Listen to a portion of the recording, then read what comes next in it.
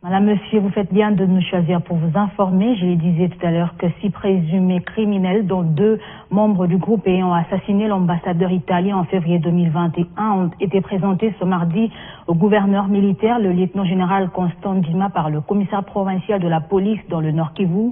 Le général Van a précisé que quelques-uns opèrent au Rwanda, mais aussi en Ouganda. Le détail dans cet élément de Patrick Sialoua. Bahati Kiboko, ancien M23, et Balume Bakulu, tous 2 membres du groupe ayant tué l'ambassadeur italien, Luca Attanasio, en février 2021, ont été présentés ce mardi par les commissaires provinciaux de la police Nord Kivu, le général Abavan Ang, au gouverneur militaire, avec d'autres criminels, auteurs de plusieurs crimes, en Provence. Le groupe de l'attaque du convoi de l'ambassadeur qui ont réussi à tuer l'ambassadeur, c'est M. Bahati. Bahati est là, Balume est là, les spécialistes. Le premier du groupe se nommerait Aspirant. Aspirant est en fuite. Et ils ont ici à nous dire, quand ils ont kidnappé son excellence M. l'ambassadeur, c'est lui qui a réussi à tirer sur l'ambassadeur, c'est Aspirant.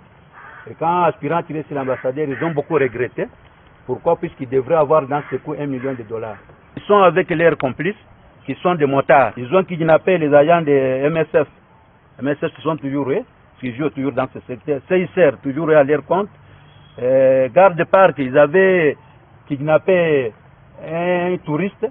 Et quand les gardes-parc ont su, ils ont tué les gardes-parc. Ils ont aussi assassiné les touristes en question. Le deuxième groupe, mon général, c'est le groupe Kisangani.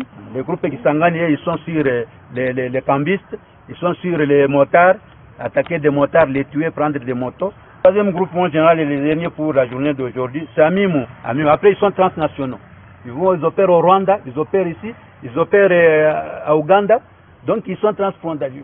Donc, ils sont des grands opérateurs, ceux qui ont réussi à tuer Simba, l'enfant de Gezayo. Le gouverneur militaire, le lieutenant-général Ndima Kongouba Constant, pense que la justice doit apporter sa part pour que cesse la criminalité en Provence. Je lance cet appel à notre justice aujourd'hui même, que la justice soit faite et qu'ils soient châtiés en rapport avec tout ce qu'ils ont causé dans notre population. Nous allons collaborer avec d'autres services de sécurité, que ce soit au sud Kivu, au Maniema, à Nituri, même avec nos amis d'à côté, pour qu'ensemble nous conjuguons cet effort-là pour mettre hors d'état de nuire ces bandits, ces criminels.